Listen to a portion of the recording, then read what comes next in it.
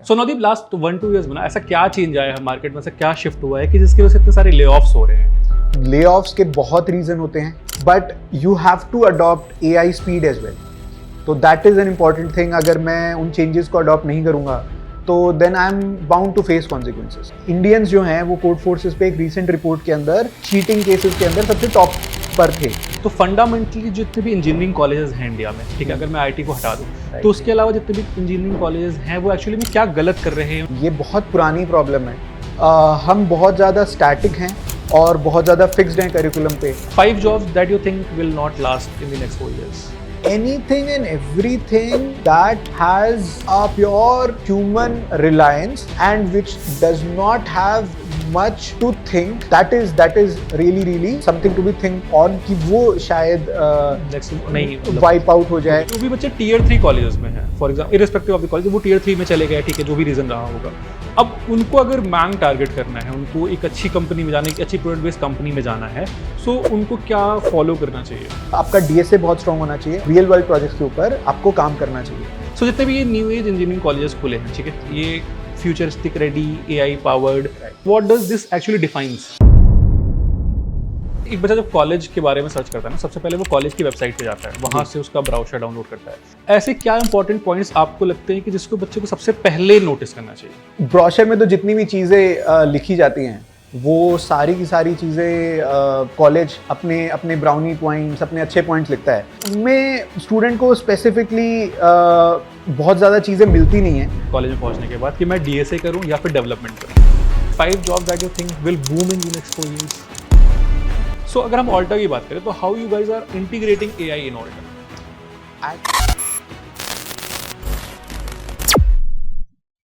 जब भी हम एक कॉलेज चूज कर रहे होते हैं ना, तो बहुत सारे फैक्टर्स हैं जिन पे हमको ध्यान देना चाहिए कि वो कॉलेज किस लोकेशन पे है, क्या बैच साइज हो रही होगी, क्या जो इंडस्ट्री डिमांड कर रही है वो वहां पे इंटीग्रेटेड है या फिर इंटीग्रेटेड नहीं है। लोग AI के बारे में बातें कर रहे हैं, ठीक है, क्या सिर्फ बातें ही हो रही है या फिर वहां पे रियलिटी भी कुछ आ रही है? क्या सच में कॉलेजेस AI को अपने करिकुलम में इंप्लीमेंट कर रहे हैं? जब 4 साल बाद तुम कॉलेज को पास आउट कर रहे होगे, जब तुम 4 साल बाद इंडस्ट्री में जा रहे होगे, तो क्या मार्केट किस तरीके से चेंज हो सकती है, किस तरीके से मार्केट रहेगी, कौन सी जॉब्स की जो है डिमांड ज्यादा रहेगी? एंड ये सारी चीजें हमने इस पॉडकास्ट में डिस्कस की हुई है। तुम्हारे इसके अलावा भी कोई डाउट आता है तुम कमेंट सेक्शन में पूछ सकते हो। ये पॉडकास्ट हमने नवदीप के साथ किया है, जो कि एक न्यू एज इंजीनियरिंग कॉलेज के एकेडमिक डायरेक्टर भी हैं। So let's get started with the podcast.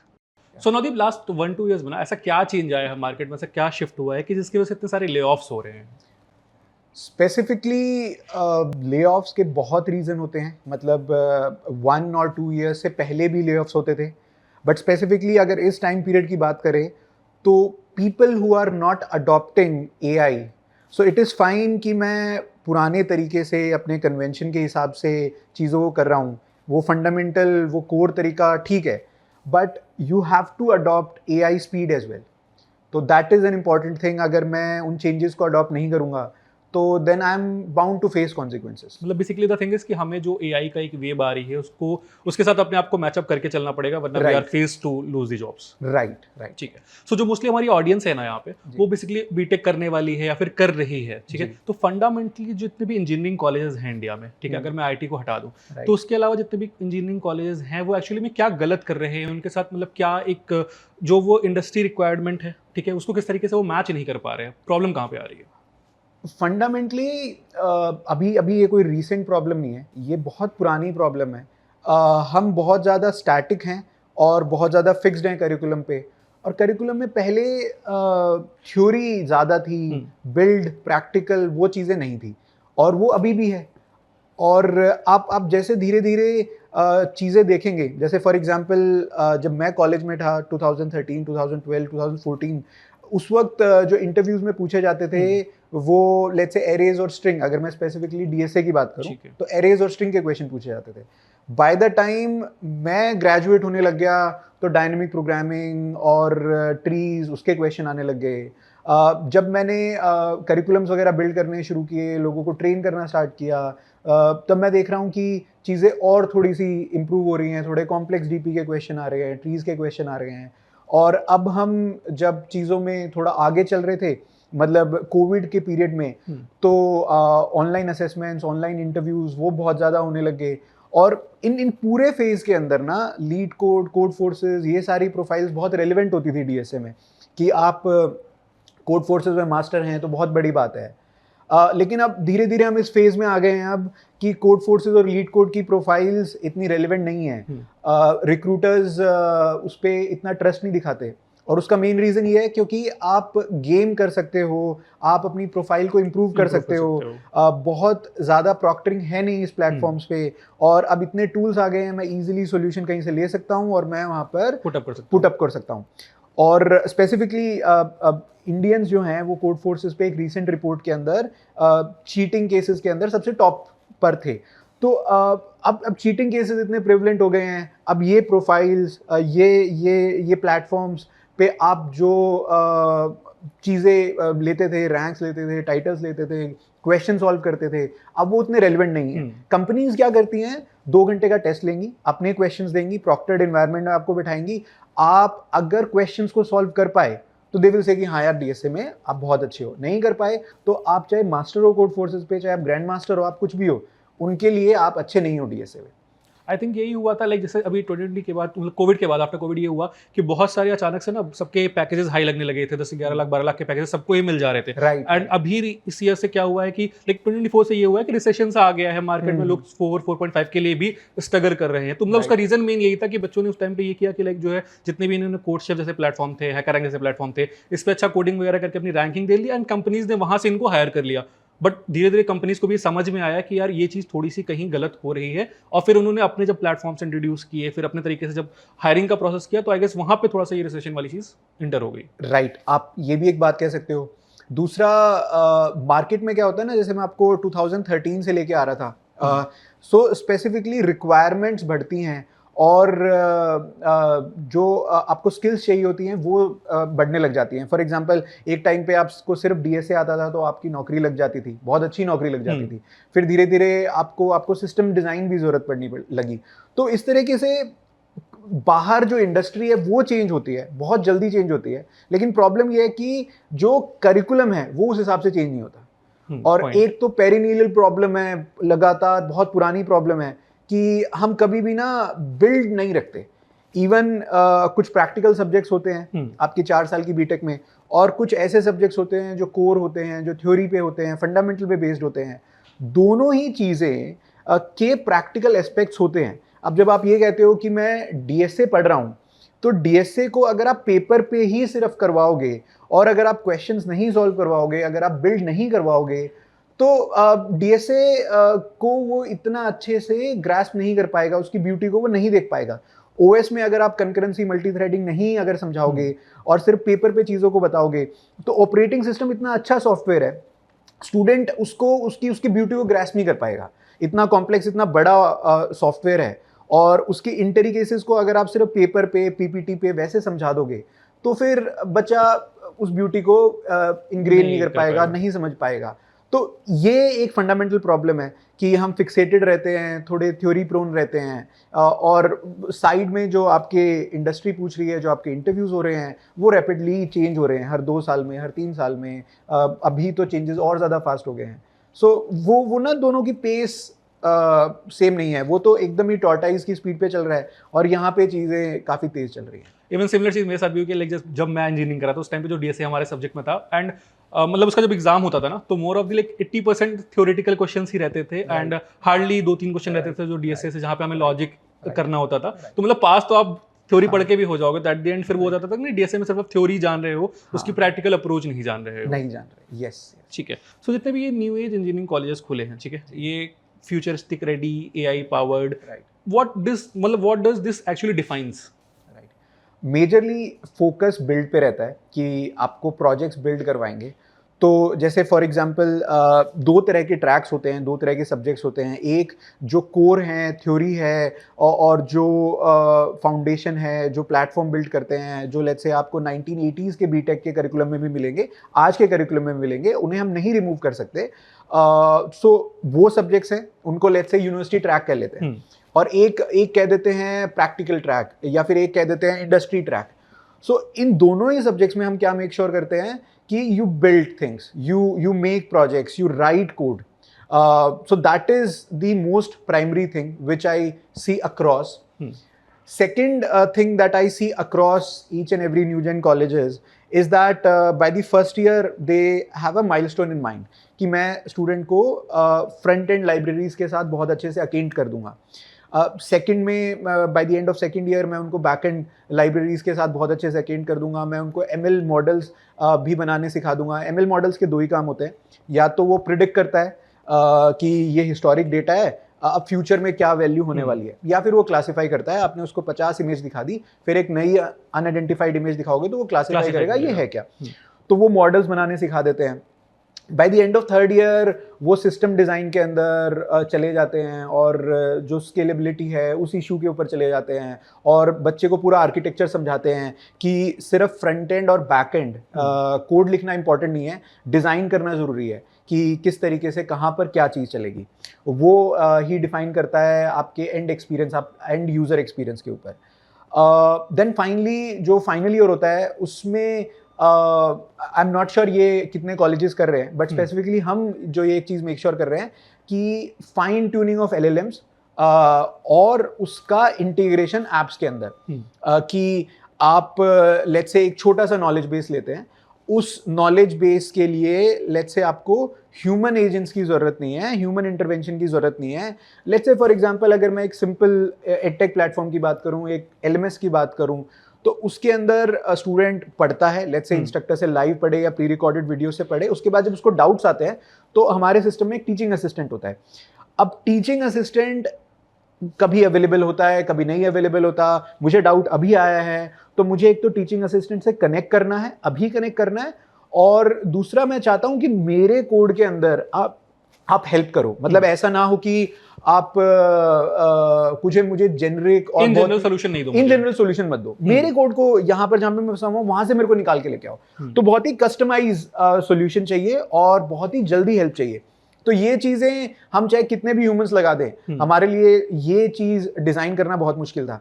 लेकिन अब हमने क्या कर दिया, आपके पास नॉलेज बेस है, आपने उसके ऊपर एक AI टूल इंटीग्रेट कर दिया, आपने एक LLM को फाइन ट्यून कर दिया, तो स्टूडेंट जब उस टूल से इंटरेक्ट करता है तो उसे आंसर्स मिलते हैं और स्पेसिफिक टू उसकी क्वेरीज। मैं किसी जेनरिक टूल की बात नहीं कर रहा। जैसे लेट्स से मैंने एक teaching assistant, companion teaching assistant बनाया और मैंने उसको लेट्स से ये मेक श्योर कर दिया कि स्टूडेंट अगर आपके पास आए और ये पूछे कि मुझे सॉल्यूशन दे दो इस क्वेश्चन का, आपको नहीं देना है सॉल्यूशन, आपको मना करना है। लेट्स से मैं ये चीज मेक श्योर करना चाहता हूँ मेरे LLM पे। मैं जनरल टूल्स पे ये चीज नहीं कर सकता, बट मैं जो अपना कंपेनियन टूल बनाऊंगा, जो मैं अपने LLM को फाइन ट्यून करूंगा, अपनी ऐप के अंदर जो इंटीग्रेट करूंगा, उसमें मैं ये चीज मेक श्योर करूंगा कि ये इनग्रेव्ड हो। और मैं ये कुछ लेट्स से हमारा RCTF का एक फॉर्मेट होता है कि आपको कोई भी क्वेश्चन पूछना है तो सबसे पहले आप रोल डिफाइन करो कि लेट्स से मेरे को ये स्पेसिफिक डेव में इशू आ रहा है, या ये let's say specific ML problem में इशू आ रहा है, या DSA क्वेश्चन में इशू आ रहा है। तो आप पहले रोल डिफाइन करोगे कि assume you are a DSA instructor and then you are solving this. फिर कॉन्टेक्स्ट दोगे, फिर आप टास्क डिफाइन करोगे, फिर फॉर्मेटिंग करोगे। तो जो भी मेरे को फाइन ट्यूनिंग स्पेसिफिक एक DSA टीचिंग असिस्टेंट या बीटेक के कॉलेज के टीचिंग असिस्टेंट को देनी है, वो फाइन ट्यूनिंग में उस LLM में करूंगा, वो मैं इंटीग्रेशन करूंगा। सो ये हम अपने फाइनल ईयर में कर रहे हैं। तो ये कुछ माइलस्टोन्स हैं जो हम हर ईयर के एंड में डिफाइन करते हैं। ये मैं देख रहा हूँ कि हर न्यू जेन कॉलेज के अंदर मोर और लेस कॉमन है। ठीक है। सो जैसे एक बच्चा जब कॉलेज के बारे में सर्च करता है ना, सबसे पहले वो कॉलेज की वेबसाइट पे जाता है, वहाँ से उसका ब्राउचर डाउनलोड करता है। तो ठीक है, ब्राउचर में बहुत सारी चीज़ें रहती है, प्लेसमेंट रहती है, हाईएस्ट पैकेज रहता है। ऐसे क्या इंपॉर्टेंट पॉइंट्स आपको लगते हैं कि जिसको बच्चे को सबसे पहले नोटिस करना चाहिए? सो ब्राउचर में तो जितनी भी चीज़ें लिखी जाती हैं वो सारी की सारी चीज़ें कॉलेज अपने ब्राउनी पॉइंट्स, अपने अच्छे पॉइंट्स लिखता है। सो उनमें स्टूडेंट को स्पेसिफिकली बहुत ज़्यादा चीज़ें मिलती नहीं हैं। स्पेसिफिकली मुझे क्या चीज़ करने की कोशिश करनी चाहिए, मुझे जो अभी स्टूडेंट्स उस कॉलेज के अंदर हैं उनसे कनेक्ट करने की कोशिश करनी चाहिए। तो वो चीज़ मुझे ब्रोशर से नहीं मिलेगी। मुझे कोशिश करनी चाहिए कि अगर कॉलेज मुझे 1 हफ्ते का, 2 हफ्ते का, कुछ टाइम का एक्सपीरियंस दे दे, जो वो पढ़ाना चाहते हैं उसका स्नैपशॉट दे दे, तो वो एक्सपीरियंस मुझे लेने की कोशिश करनी चाहिए। वहाँ से मैं एक ज़्यादा इन्फॉर्म्ड डिसीजन ले पाऊँगा। और लेट्स से कि हम बहुत ही डिफाइंड हैं कि मुझे ब्रोशर से ही चीज़ें निकालनी हैं। सो नमन, ब्रोशर से मुझे ये देखना चाहिए कि what is this college hinging upon, मतलब ये किस चीज़ को हाईलाइट कर रहा है। अब let's say instructors are something जो सबसे पहले आ रहे हैं, करिकुलम सबसे पहले आ रहा है, या फिर जो मैनेजमेंट जो एडमिन है वो पहले आ रहा है, वो ब्रोशर के अंदर किस चीज़ को प्रायोरिटाइज कर रहे हैं, वो अपने स्टूडेंट की अचीवमेंट्स को पहले प्रायोरिटाइज कर रहे हैं। तो मतलब उनकी प्रायोरिटी क्या है as a management, as a college, वो देखने की कोशिश करनी चाहिए। मेरे लिए प्रायोरिटी ये होनी चाहिए, मुझे ये देखना चाहिए कि are they prioritizing those things which are student relevant, student centric है या नहीं वो कॉलेज, ये देखने की कोशिश करनी चाहिए। मेरे लिए स्टूडेंट सेंट्रिक ये होगा कि आप करिकुलम को प्रोजेक्ट्स और एआई से इंटीग्रेट कर रहे हो कि नहीं कर रहे हो, करिकुलम में आप अपडेशंस कर रहे हो या नहीं कर रहे हो, करिकुलम में आर यू फ्लेक्सिबल इनफ कि फॉर एग्जांपल लेट्स से कि 2 दिन पहले कुछ नई चीज़ आई हो, हैव 2 दिन पहले या 2 महीने पहले were they able to add that thing in their curriculum, उसकी फ्लेक्सिबिलिटी उन्होंने रखी है या नहीं रखी, या फिर ये भी एक स्टैटिक करिकुलम की तरह ही चल रहे हैं। जैसे फॉर एग्जांपल एक स्टैटिक करिकुलम तो वो है जो हमारी यूनिवर्सिटीज कन्वेंशनल कॉलेजेस फॉलो कर रहे हैं, एक स्टैटिक करिकुलम न्यूजन कॉलेजेस भी फॉलो करते हैं। जैसे क्या होता है कि मेरे पास 4 साल है, मेरा कोई 2 महीने का 3 महीने का बूट कैम्प नहीं है, या फिर मुझे 4 महीने के अंदर बच्चे को प्लेसमेंट नहीं देनी। मुझे बच्चे को 4 साल में उसकी प्रॉब्लम सॉल्विंग थिंकिंग भी बिल्ड करनी है, डिज़ाइन थिंकिंग भी सॉल्व करनी है, मुझे उसको डेव भी सिखानी है, मुझे उसको बिल्ड माइंडसेट भी देना है। तो ये सारी चीज़ वो दिमाग में रख रहे हैं कि नहीं रख रहे, या फिर उन्होंने 2020-2019 का जो एक इंटरव्यू प्रेप का कोर्स है वही 4 साल में एक्सपैंड कर दिया है। ये मैं करिकुलम में सबसे पहले देखूंगा। उसके बाद मैं देखूंगा कि इंस्ट्रक्टर्स कैसे हैं। इंस्ट्रक्टर्स मेरे लिए बहुत ज़रूरी हैं, मैं उनसे सबसे ज़्यादा इंटरेक्ट करूंगा। थर्ड और मोस्ट इंपॉर्टेंट चीज़ जो हम ऑल्टा में यूज़ करते हैं, हमारे लिए सबसे इंपॉर्टेंट है स्टूडेंट लाइफ। कि आप पढ़ाई इज फाइन, क्या पढ़ोगे विच इज फाइन, कौन पढ़ाएगा इज फाइन, बट मेरे लिए सबसे ज्यादा इंपॉर्टेंट है स्टूडेंट लाइफ। मैं जो 4 साल जो सीखता हूँ, जो करता हूँ, जिनसे इंटरेक्ट करता हूँ, मेरी लाइफ टाइम मेमोरीज बनती हैं यहाँ पे। सो हम यहाँ पे उन सब चीजों को एक्स्ट्रा करिकुलर नहीं कहते, हम को करिकुलर कहते हैं। सो जिस तरीके से आप चीजों को देखते हो दैट मैटर्स। सो अगर ये 3 चीजें are foremost, if they are prioritized a lot, तो then I would say it's a good college. But if let's say ये तीनों चीज़ें मेरे ब्रोशर के अंदर बैक सीट ले रही हैं, या फिर कम पेजेस हैं, या लिमिटेड है, तो then that's a red flag. That is a red flag. क्योंकि मैं बच्चों को भी यही एडवाइस करता हूँ, जैसे जब भी आप करिकुलम देख, मतलब जब भी आप ब्राउशर देख रहे हो, तो सबसे पहले करिकुलम पे फोकस करो कि करिकुलम क्या है।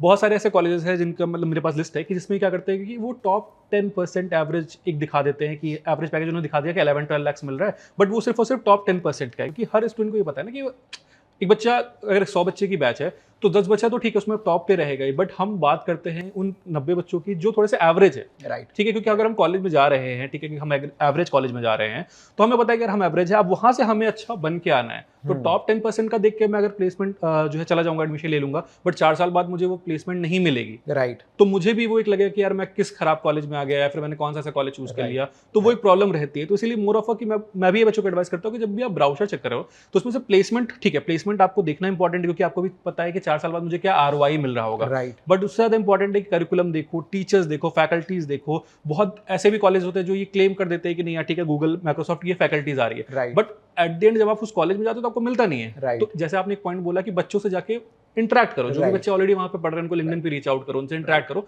तो वो थोड़ा सा बेटर वे होता है कॉलेज को चूज करने का। राइट, आपने एक बहुत अच्छी बात कही कि मैं एवरेज स्टूडेंट अगर मैं अपने आप को अज्यूम करता हूं तो मुझे कितना सपोर्ट मिलेगा।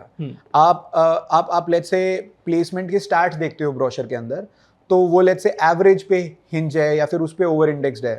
एवरेज अगर ऊपर के 10 बच्चों का बहुत अच्छा है और नीचे के 90 का अच्छा नहीं है, फिर भी एवरेज ड्राइव हो जाता है, हाई चला जाता है। तो एवरेज बहुत अच्छा नंबर नहीं है देखने के लिए। और दूसरे स्टैट्स जो हैं मे बी मीडियन एक अच्छा नंबर होता है। हाँ, एक वो होता है कि ठीक है देख और सकते या हो। फिर अगर कॉलेज मेरे को ये डिफाइन कर दे कि जो टॉप के 40% है या 50% है उनका एवरेज क्या चल रहा है, या फिर बेसिकली 60% या फिर जो एक अच्छा परसेंटेज है उससे ऊपर कितने नंबर ऑफ स्टूडेंट्स हैं। तो मतलब ये स्टैट्स, इस तरह के स्टैट्स इंपॉर्टेंट हो। कई बारी आप डेटा ब्लाइंड करते हो ब्रोशर के अंदर, दैट इज वन थिंग। तो वो डेटा को रीड करना आना चाहिए। Are they just highlighting their top 1%, 10%, 5%, because वो अच्छा होगा ही होगा। दूसरी चीज जो आपने कही कि what is the support, like for example मैं गूगल माइक्रोसॉफ्ट का कोई इंस्ट्रक्टर ले आता हूँ, but let's say sorry how do we define कि वो एम्पैथी फैक्टर होगा। हाँ, कि मेरे को गूगल माइक्रोसॉफ्ट का इंस्ट्रक्टर उस लेवल पर चीजों को पढ़ाकर चला जाएगा। लेट्स से एक बार के लिए अज्यूम कर लेते हैं कि if they are saying that they will bring that instructor, they let's assume that they bring, उसके बाद लेट्स से वो मेरे को पढ़ा के चला जाएगा, मुझे कोई चीज नहीं समझ में आई, तो what is the support that I get. अब वो तो मुझे 101 आकर नहीं पढ़ाएगा। So what is the teaching assistant to student ratio, what is the support that we get, ये भी एक क्वेश्चन है, बहुत इंपॉर्टेंट क्वेश्चन। आपने बहुत अच्छी बात कही। सो ये अगर ब्रोशर के अंदर नहीं है तो मुझे कंसल्टेंट या सेल्समैन या जो भी काउंसलर है उससे मुझे पूछना चाहिए क्वेश्चन कि अपार्ट फ्रॉम इंस्ट्रक्टर, करिकुलम और को करिकुलर एक्टिविटीज, स्टूडेंट लाइफ, मुझे ये बताओ मैं अगर एकेडमिक्स में फंस जाता हूँ, आप मुझे सपोर्ट कैसे करोगे, आपके पास क्या सिस्टम है। सो ये एक अच्छा क्वेश्चन है, ये जरूर। क्योंकि देखो काउंसलर वगैरह क्या होता है कि वो तो सेल करना है उनको, तो वो कुछ ना कुछ तो बता ही देंगे। बट मेरा भी वही जैसे पॉइंट रहता है ना कि आप बच्चे जो ऑलरेडी पढ़ रहे हैं ना, आप उनसे इंटरेक्ट करोगे ना तो वो आपको ज्यादा बेटर बता पाएंगे। स्पेसिफिकली वो बच्चा जो सेकंड ईयर में है, थर्ड ईयर में, क्योंकि देखो फोर्थ ईयर में जो है उसको तो थोड़ा दिमाग में रहेगा यार प्लेसमेंट नहीं लग रही है, नहीं लग रहा, वो नहीं लग रहा, तो वो कॉलेज की थोड़ा सा शायद निगेटिव चीजें बता दे। बट जो सेकंड ईयर में है वो बहुत ऑनेस्ट फीडबैक देते हैं, क्योंकि उनको उनका एक साल हो चुका है, उनको दिख रहा है कि मेरे पास क्या क्या चीजें मुझे मिली है, क्या क्या चीजें नहीं मिल रही हैं, और वो बहुत एक ऑनेस्ट फीडबैक बच्चे को दे रहा होगा। Right, of course. और ये स्पेसिफिक चीज़ें हम करने की कोशिश करते हैं। मैं इन जनरल न्यूजन कॉलेजेस की बात कर रहा हूँ कि एग्जिस्टिंग स्टूडेंट की फीडबैक्स को इम्प्रूव करने की कोशिश करते हैं।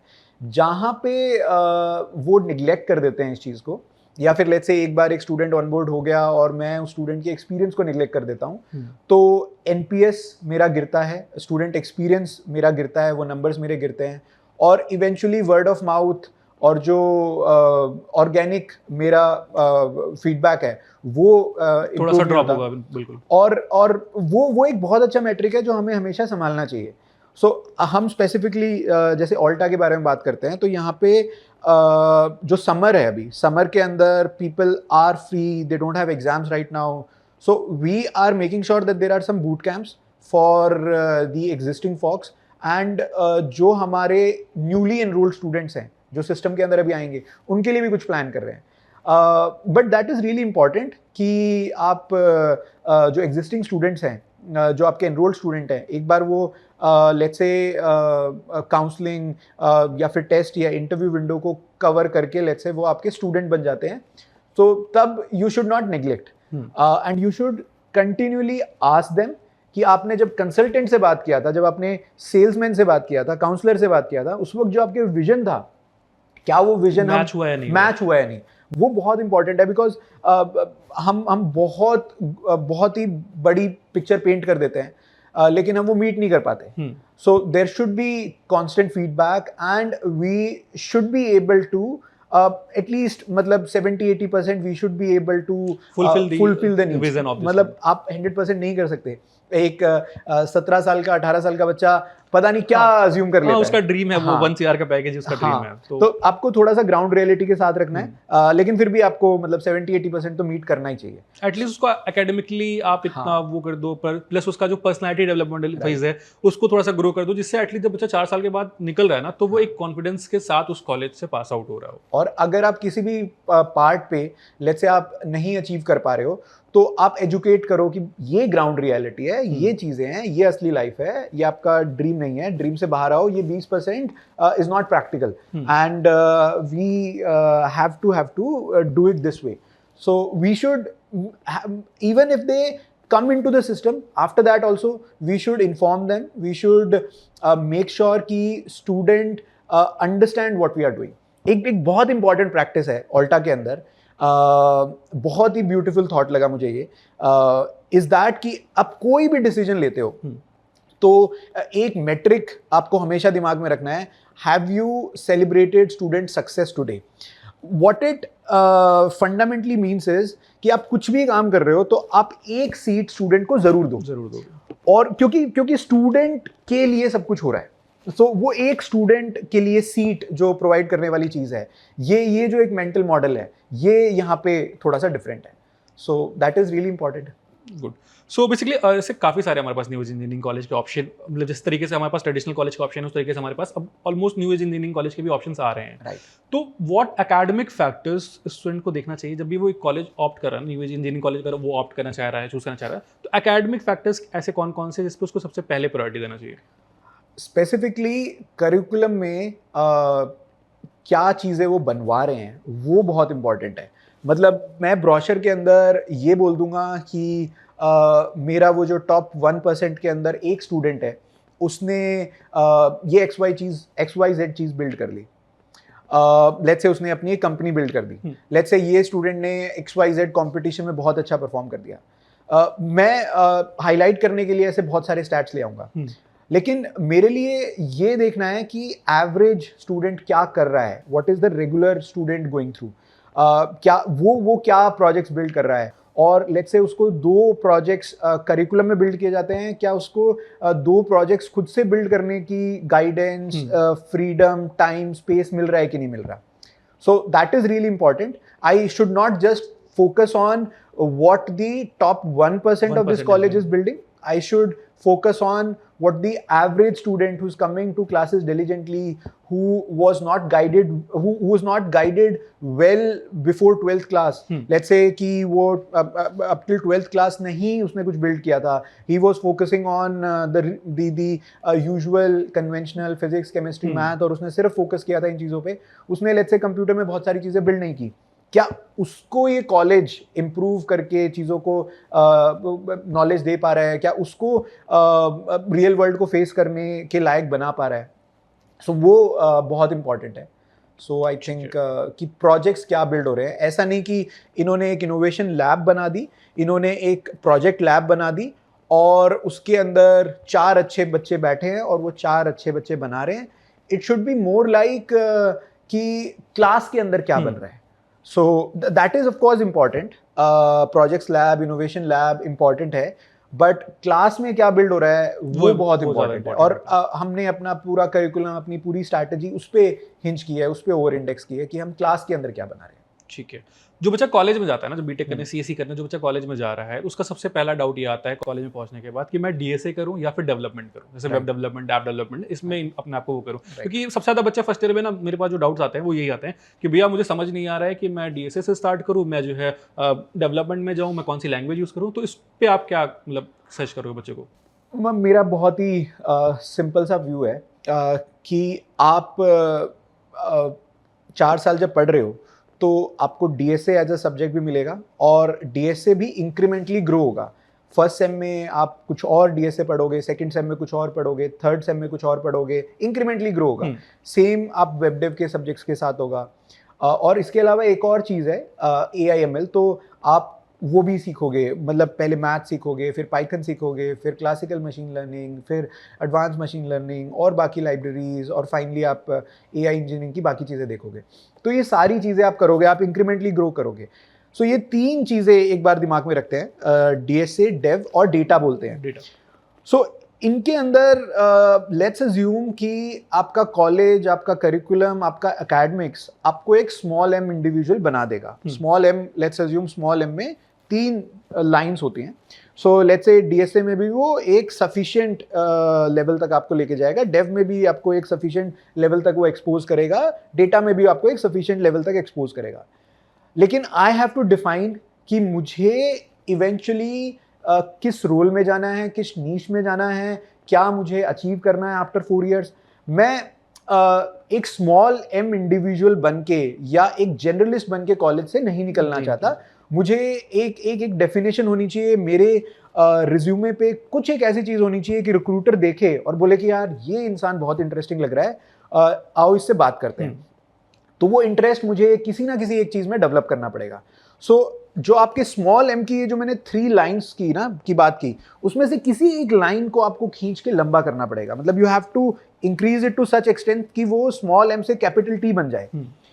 सो आप लेट्स से डिफाइन करते हो कि मैं डीएसए में अपनी लाइन को एक्सटेंड करूंगा।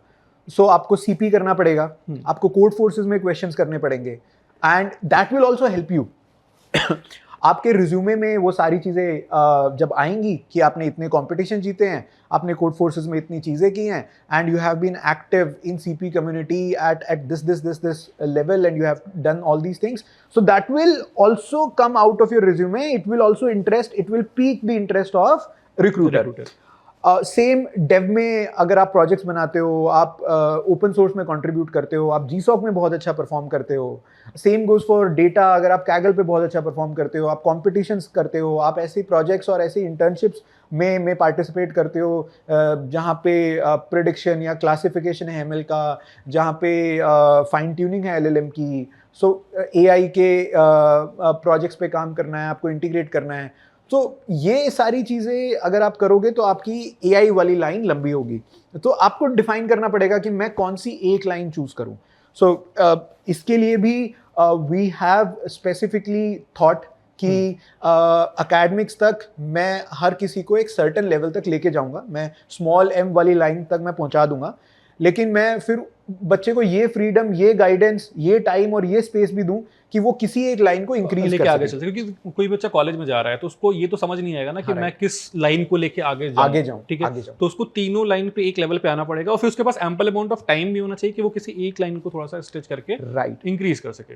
हमने स्पेसिफिकली इसको इम्प्लीमेंट करने के लिए क्लब्स की एक दुनिया बनाई है। सो आप ड्यूरिंग द डे आपकी एकेडमिक क्लासेस है, during the evening we have build academic clubs. Clubs would be only around these 3 things. Let's say one is DSA, one is let's say open source, one is let's say projects. It could be just related to your front end, back end, or it could be AI tools integrated into it. So it may be anything. So ये सारी चीज करने के लिए हम बच्चे को क्या करेंगे, थोड़ा एक्सपोजर देंगे कि अगर लेट्स से आप डिफाइन करते हो कि मैं DSA करूंगा, so spending lot of time in DSA, अगर आपको इंटरेस्ट डेवलप करोगे तभी आप उसमें कुछ एक नोटेबल अचीवमेंट अचीव कर पाओगे। अगर मैं ये देखता हूं कि मुझे सिर्फ फन फन फन ही रखना है पढ़ाई के अंदर, फन के साथ तो to be honest Naman average भी नहीं बना जाता। You have to put in hard hours, तभी हम चीज़ों में कुछ अच्छा कर पाते हैं। सो DSA में लेट्स से हम उन 15 डेज का उनको एक एक्सट्रीम एक्सपीरियंस देते हैं कि लेट्स से आप एकेडमिक क्लासेस के बाद अगर 3-4 घंटे आप और स्पेंड करते हो DSA के अंदर, सो वो ऐसा दिखने वाला है। क्या आप चाहोगे ये 1 साल, 2 साल, 3 साल एक्सटेंड करने के लिए? डेव के अंदर, ओपन सोर्स के अंदर हम वैसा ही एक्सपीरियंस देंगे, डेटा के अंदर, प्रोजेक्ट्स के अंदर हम वैसा ही एक्सपीरियंस देंगे। फिर स्टूडेंट को एक आइडिया मिलेगा कि ये जो मैंने 2 हफ्ते के अंदर एक्सपीरियंस किया है, क्या मैं इसको एक्स्ट्रापोलेट करके इसको एक्सटेंड कर सकता हूँ 1 साल, 2 साल? सो अगर वो कर सकता है तो वेल एंड गुड, और अगर लेट्स से वो DSA में नहीं कर पाता है तो वो डेव और डेटा एक्सप्लोर कर सकता है। अगर वो डेव, डेटा और तीनों ही चीजें एक्सप्लोर नहीं करना चाहता, तो then there are other things as well that we have kept an avenue for. For example, let's say cyber security is one thing जो अभी हमने नहीं इनकॉर्पोरेट किया है, या फिर ब्लॉकचेन का एकेडमिक क्लब हमने नहीं अभी इनकॉर्पोरेट किया है, और बच्चों को वो लेट्स से अपने सिस्टम के अंदर लेके आना है या फिर उसके ऊपर इंटरेस्ट है, तो हम क्या करेंगे, हम पहले उनको बोलेंगे यार अपना एक ग्रुप बना लो, लेट्स से 8 या 10 लोग जितने भी ब्लॉकचेन के अंदर इंटरेस्टेड हो, साइबर सिक्योरिटी के अंदर इंटरेस्ट हो, और फिर जो हम DSA के क्लब में करते हैं, जो हम ओपन सोर्स के क्लब के अंदर करते हैं, या जो हम प्रोजेक्ट्स के क्लब के अंदर करते हैं, वो यहाँ पे करने की कोशिश करो। और हम उसको बिल्ड करने के लिए जितना भी फ्यूल लगेगा, जितना भी इंफ्रास्ट्रक्चर लगेगा, जितना भी सपोर्ट लगेगा, वो हम देंगे। एक्सटर्नल मेंटर्स चाहिए, एक्सटर्नल मेंटर्स लाएंगे। अगर लेट्स से कि इंटरेस्ट काफ़ी स्ट्रॉन्ग आता है, हमें कोई फुल टाइम अगर हमें हायर करना पड़े तो हम फुल टाइम हायर करेंगे। So there is an avenue that is left for X. I don't know what that X is, but let's say if people are collectively want to go into something X, तो उसके लिए भी we have kept space for. Good. जैसे ये clubs वाली जो दुनिया की बात की ना, तो ये clubs even when I was in college, तो मुझे भी एक चीज़ रियलाइज हुआ कि जितना ज़्यादा डेवलप हम अपने आप को इन क्लब्स के थ्रू कर सकते हैं, Right. वो उतना हम एकेडमिकली नहीं कर पाते, क्योंकि ठीक है आपकी 8 लेक्चर्स चल रहे हैं, ठीक है आपका 40-40 मिनट मिल रहा है, फिर आपको असाइनमेंट्स कंप्लीट करने, सब कुछ करने हैं, but when you come to clubs, ठीक है आप उसमें ऐसा फ्रीली फील करते हो ना कि जैसे आप दोस्तों से इंटरेक्ट भी कर रहे हो, थोड़ी मस्ती मजाक भी हो रही है, चीज़ें सीख भी रहे हो, वहाँ पे सीनियर जूनियर्स की भी लिमिटेशन नहीं है कि 4th ईयर का जो सीनियर है वो फर्स्ट ईयर के बच्चों को भी गाइड कर रहा है, तो आप सीखने को एज कम्पेयर टू ज़्यादा मिलता है। फिर एक जो प्रॉब्लम आती है बच्चों के साथ वो ये आती है कि जैसे फैकल्टी से बहुत ज़्यादा डाउट्स आप क्लियर कर नहीं सकते हो। Right. तो जब कोई बच्चा फर्स्ट ईयर में है, सेकंड ईयर में है, और कोई बच्चा 4th ईयर में है, Right. तो वो वहाँ पे उनसे कनेक्ट होके उस डाउट को बहुत ईजिली क्लियर कर सकता है। Right, of course. और वहाँ पे आपको जब वो कम्युनिटी बिल्ड हो जाती है ना क्लब्स के अंदर, सो आप ज़्यादा फ्रीली अपने सीनियर से कनेक्ट कर सकते हो। सो आपने एक एवेन्यू क्रिएट कर दिया जहाँ पे बच्चे अकेडमिकली अपने सीनियर से इंटरेक्ट कर रहे हैं। अगर आप स्पेस नहीं क्रिएट करते हो, वो हॉस्टल्स में कनेक्ट होंगे और लेट्स से उनकी जो इमैच्योर इंटरेक्शंस होंगी, वो 17 साल का 18 साल का बच्चा है, वो इमैच्योर तरीके से इंटरेक्ट करेगा। जो सीनियर है वो भी 19 साल का या 18 साल का होगा, जो जूनियर है वो भी 17-18 साल का होगा। वो अपनी इंटरेक्शन में लेट्स से जो भी करें, जो भी गलतियां करें, आप उनको रोक नहीं पाओगे। बट आप अगर एक स्ट्रक्चर्ड एवेन्यू बनाते हो कि यार इस तरीके से यहाँ पर आके ये चीज़ें बातें करो, तो दैट विल बेसिकली ग्रो और उनको सपोर्ट मिलेगा, एक एक्स्ट्रा सपोर्ट मिलेगा। एग्रीड। सो जैसे हमने प्रोजेक्ट्स के बारे में काफ़ी सारी बातें की कि प्रोजेक्ट्स बहुत इंपॉर्टेंट होते हैं, बट अब डिपेंड ये करता है कि कोई भी रिक्रूटर है जब वो हायरिंग के लिए बच्चे को हायर कर रहा है, जब वो रिज्यूमे देख रहा है, तो उसको समझ आएगा कि यार ये बच्चे ने ये वाला प्रोजेक्ट किया है, ये वर्थ इट है, ये वर्थ इट नहीं है। क्योंकि बहुत सारे बच्चे ऐसे प्रोजेक्ट्स बस कर लेते हैं, जैसे देखो बहुत सारे बच्चे ऐसे मतलब कैलकुलेटर बना लिया, ये बना लिया, वो बना लिया। सो आई डोंट थिंक कि रिक्रूटर एक कैलकुलेटर का प्रोजेक्ट देख के कुछ भी मतलब जज कर पाएगा कि बच्चे को कितनी नॉलेज है। तो एट द एंड मुझे समझना है कि जो बच्चा प्रोजेक्ट बना रहा है वो इंडस्ट्री के लिए कैसे रिलेवेंट है, रिक्रूटर्स के लिए कैसे रिलेवेंट है, कौन से प्रोजेक्ट वर्थ इट है, कौन से प्रोजेक्ट वर्थ इट नहीं होने वाले हैं। इसके लिए स्पेसिफिकली हमें क्या करना पड़ेगा, हमें रियल वर्ल्ड डेटा लेना पड़ेगा। Let's talk about very simple thing कि मुझे डेटा एनालिटिक्स का कोई अगर प्रोजेक्ट बनाना है, सो मैं अगर एक बहुत ही छोटा CSV उठा लेता हूँ, बहुत ही छोटा डेटा ले लेता हूँ और उसके ऊपर मैं कोई एनालिसिस करके ले आता हूँ, सो जब मैं रिक्रूटर के पास वो लेके जाऊंगा, उसका इंटरेस्ट वो नहीं पिक करेगा। लेकिन लेट्स से अर्बन कंपनी और लेट्स से XYZ कोई कंपनी का डेटा पे अगर मैं अपना डेटा एनालिटिक्स का प्रोजेक्ट करता हूँ और रेलिवेंट टू दैट कंपनी अगर मैं जो प्रॉब्लम्स वो कंपनी फेस कर रही है, उन प्रॉब्लम्स को अगर मैं आंसर करता हूँ, मैं लेट्स से उनके रिपीट रेट के ऊपर लेट्स से उनके क्वेश्चन को आंसर करता हूँ, या फिर मैं XYZ जो भी प्रॉब्लम वो फेस कर रहे हैं उन प्रॉब्लम्स को अगर मैं सॉल्व करता हूँ, तो that will be an industry relevant project. अब उसके लिए क्या चाहिएगा, मुझे रियल वर्ल्ड डेटा चाहिएगा। सो दैट इज समथिंग जो मैं without internship, without interning in that company, I would not be able to get hands on that. So what we specifically have added in Alta is AI Foundry, or it is also Projects plus AI Lab, you can call it. हम कुछ concepts पढ़ेंगे, let's call it, let's data analytics की बात कर रहे हैं तो let's say मैंने डेटा एनालिटिक्स पढ़ लिया, सो लेट्स से मैंने उसके सर्टेन कॉन्सेप्ट्स कर लिए. उसके बाद there would be a class of AI Foundry जहाँ पे we would have a certain real world project, a real world data, a real world problem जो या तो कंपनी स्पॉन्सर कर रही होगी, या फिर there would be the mentor who is taking me through that AI Foundry class, वो उसका एक मिमिक्ड वर्जन मेरे को दिखा रहा होगा. So at most places we will try कि हमें रियल वर्ल्ड प्रॉब्लम ही मिल जाए, वो कंपनी स्पॉन्सर कर दे, एक छोटा मिनी हैकाथॉन हो जाए, बट अगर वो नहीं होता है तो हम उसका मिमिक्ड वर्जन लेके आएंगे और कोशिश ये करेंगे कि वो रियल वर्ल्ड प्रॉब्लम को सॉल्व करें, और उन प्रॉब्लम्स को सॉल्व करते हुए हम वो AI के टूल्स का भी यूज़ करें. सो हमने नाम ही उसका AI फाउंड्री रखा है. कोई प्रॉब्लम, कोई प्रोजेक्ट बिल्ड करेंगे plus AI speed, AI tools को यूज़ करेंगे, because that is also another thing that is relevant. So projects जो आप रिज्यूमे में ऐड करते हो उनके अंदर ये कैरेक्टरिस्टिक्स होने चाहिए. हम ऑल्टा के अंदर स्पेसिफिकली AI फाउंड्री की क्लासेस रखेंगे जिसमें 1 या 2 गाइडेड प्रोजेक्ट्स होंगे. उसके बाद we will also give people space that they can solve similar problems. And उनको सिमिलर प्रॉब्लम सॉल्व करनी पड़ेगी. हम मेक श्योर करेंगे कि उनके मार्क्स एलोकेटेड हों उसके लिए. So that is one thing that we will do. And eventually अगर वो फर्स्ट सेम में ये करेंगे, सेकंड सेम में करेंगे, थर्ड सेम में करेंगे, सो एट द एंड उनका उनका उनका रिज्यूमे रेलेवेंट प्रोजेक्ट्स के साथ काफ़ी बढ़ जाएगा. कुछ तो ऐसे प्रोजेक्ट्स थे जो इंस्ट्रक्टर ने गाइड किए, कुछ ऐसे प्रोजेक्ट्स थे जो उन्होंने खुद एक्सप्लोर करके, खुद ऐड करके चीज़ें बनाई. So that is what we will do to add such projects.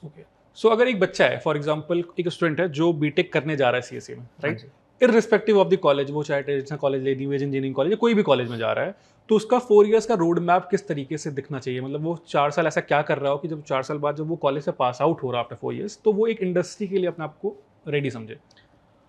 As soon as possible, I should start contributing to things. Let's say I have learnt data structures and algorithms, and I also know front-end libraries, I understand front-end. So I should make visualizers for DSA algorithms. Let's say I'm only and only doing it for my student community, मेरे friends के लिए मैं कर रहा हूँ. मुझे वो giving वाला ट्रेड बहुत जल्दी स्टार्ट कर लेना चाहिए. तो मैं जितना सीखता हूँ, अगर लेट्स से मैं किसी ट्रेडिशनल कॉलेज के अंदर भी जा रहा हूँ और वहाँ पे लेट्स से कोडिंग का कल्चर नहीं है, एकेडमिक क्लब्स नहीं है, AI फाउंड्री क्लासेस नहीं है, स्टूडेंट सपोर्ट नहीं है, स्टूडेंट सेंट्रिक पॉलिसीज नहीं है, सो वहाँ पे मुझे अपने आप को सबसे पहले गिवर माइंडसेट के साथ स्टार्ट करना चाहिए. जब आप एक गिवर माइंडसेट के साथ स्टार्ट करोगे तो आपकी अपने आप बिल्डर माइंडसेट आ जाएगी. आप कम्युनिटी के लिए, सोसाइटी के लिए बिल्ड करना शुरू करोगे. एंड वो चीज़ जितना जल्दी पेड में आप कन्वर्ट कर लोगे उतना ही जल्दी, उतना ही ज़्यादा अच्छा होगा. क्योंकि आप प्रोडक्ट जो आप फ्रीली कम्युनिटी के लिए एज अ गिविंग माइंडसेट के साथ दे रहे हो, वो इवेंचुअली कोई प्रॉब्लम सॉल्व कर रहा होगा. कोई कंपनी होगी जो उस प्रॉब्लम को भी सॉल्व कर रही होगी. सो अगर आप अपनी सर्विसेज और अपने जो भी आपकी स्किल्स हैं, जब आप उस कंपनी के साथ अलाइन कर लोगे, तो then you become a paid intern, और let's say a paid member, you become a paid और you become an employ. So वो मेरे को ट्रांजिशन करना पड़ेगा. So that is one thing जो मुझे करना है. दूसरा जो नमन आपने स्पेसिफिकली रोड मैप की बात की, तो ideally you should understand front end by the end of first year, and you should be able to understand DSA up to the level कि आपको DSA आप यूज कर पा रहे हो छोटी छोटी प्रॉब्लम्स पे. आप फ्रंट एंड और DSA को मैरी करो. How do you Mary them? For example let's say मैं एक डिक्शनरी बना रहा हूँ, एक छोटी सी मैंने डिक्शनरी बनाई, और उस डिक्शनरी में लेट्स से मैं एप्पल लिखता हूँ. सो मैंने ए लिखा तो एक ऑटो कंप्लीट आ जाए, ए से एरोप्लेन भी आ जाए, एप्पल भी आ जाए, काफ़ी सारी चीज़ आ जाए जो मैंने पीछे बैकएंड में जो मैंने डिक्शनरी बना रखी है. ये एक छोटी सी चीज़ ना मैं ब्रूट फोर्स तरीके से ना करूं. इसका सबसे ऑप्टिमल तरीका होता है ट्राई डेटा स्ट्रक्चर. तो मैं ट्राई को यूज करके ये करूं. So I should be able to in the back end I should be able to write DSA logic. In the front I should be able to give it a visual picture by using front end libraries. Then मुझे second year के अंदर क्या करना चाहिए? I should be able to create back end heavy projects which should have auth, which should have database involved with it, and I should be able to take things a little more to the next level. For example, मैं front end पे first year के अंदर छोटे data के ऊपर manipulation दिखा रहा था और DSA से मैं लॉजिक को ऑप्टिमाइज कर रहा था. अब मुझे लेट्स से ऐसा कोई प्रोजेक्ट बनाना चाहिए जिसमें फाइनेंशियल ट्रांजैक्शंस हो रही हों, और if not to the scale of Razorpay or Paytm, it should be of a sufficient scale, and I should be able to handle that. मुझे वो सारी चीज़ें आ जानी चाहिए. थर्ड ईयर में I should be able to define the architecture of such big websites pretty well. By the end of final year, I should be able to add a layer of AI also to that perfectly architected application, so जिसका backend बहुत अच्छे से आपने design कर लिया है, you should be able to integrate AI. This is ideally we should be able to go like this. If you are able to basically jump ahead, अगर आप कोई चीज जो मैंने थर्ड ईयर के लिए बोली है, let's say you are able to do it in second year, it's well and good. There is nothing like that, but this is bare minimum what you should do, and you should always try to give and try to make sure कि आप intern या फिर society में contribute कर पा रहे हो, आप बिल्ड कर पा रहे हो, वो बहुत इंपॉर्टेंट है. ओके, सो बेसिकली मैंग जो है लाइक हाँ जी. ये बहुत एक इन डिमांड वो रहता है बच्चों का, मुझे मैंग जाना है, ठीक है, Right. बट मैंग हर कोई तो नहीं जा पाएगा. राइट. तो वहाँ पे अगर किसी को सिलेक्शन अपना चाहिए कि मेरा मैंग में सिलेक्शन हो जा रहा हो, तो एक परफेक्ट रोड मैप क्या होता है उसके लिए, प्लस जो वहाँ पे रिक्रूटर्स है, जो भी एचआर्स वगैरह है, वो क्या लुकआउट कर रहे होते हैं कैंडिडेट में. राइट. आप ये देखेंगे कि रोल्स वहाँ पे हर तरह के होते हैं. मतलब अगर आप डेव में बहुत अच्छे हो तो वहाँ पे डेव में भी there are positions. if you are very good with DSA, then there are back-end positions. If you are very good with data, then they have data scientist role, they have AI/ML roles. All kind of rules are there. But when they hire freshers, somebody who is fresh out of college, somebody who has limited experience, who has seen limited life, limited world. So in specific context में, they only and only test out how quick learner this person is, and if I put them in a uncharted territory, so how quickly he would be able to understand and contribute. Because what specifically happens is there is backend frameworks in Google, Microsoft, Amazon. There are backend frameworks, there are AI libraries, there is exactly the same world that is outside, वहाँ पर भी है. But उन्होंने उन चीज़ों को इतना customise कर लिया है, इतना बिल्ड कर लिया है कि जो बाहर में जो जावा सीख रहा हूँ और जो मैं वहाँ पर जाके जावा यूज करूँगा वो सेम नहीं होंगे. वो सेम नहीं होगी. तो मुझे क्विक लर्नर होना बहुत ज़रूरी है. I should showcase in my resume that I am able to learn things quickly. I have explored things a lot more, and specifically मेरी problem solving skills बहुत अच्छी हैं. That is one thing that is really important. Second is that I have that experimentation approach कि मैं कोई भी undefined problem जब मेरे पास आती है, so मैं उसके साथ बहुत ऐसे जुझारू बन के उसके पीछे लगा रहता हूँ और उसको solve करता हूँ. Because जो AI tools जब से आए हैं, so I don't have to have something in my core competence. Specifically, there is one person that I admire a lot. उन्होंने there was a LinkedIn post. उन्होंने लिखा था कि it has been 20 years since I touched electronic books. I don't have any idea about electronics circuits and what all things are there. So, but I was specifically asked by a company which was working in electronics कि आप हमें guide कर दो. So he was earlier very hesitant कि यार मैं क्या contribute कर पाऊँगा. But जब उन्होंने वो decide किया कि चलो यार bet लेते हैं, he tried to chew more than what he could bite. वो उन्होंने try किया. Within 5 months, 6 months, they have now working prototypes. और उन्होंने बताया कि सब कुछ it is because of AI.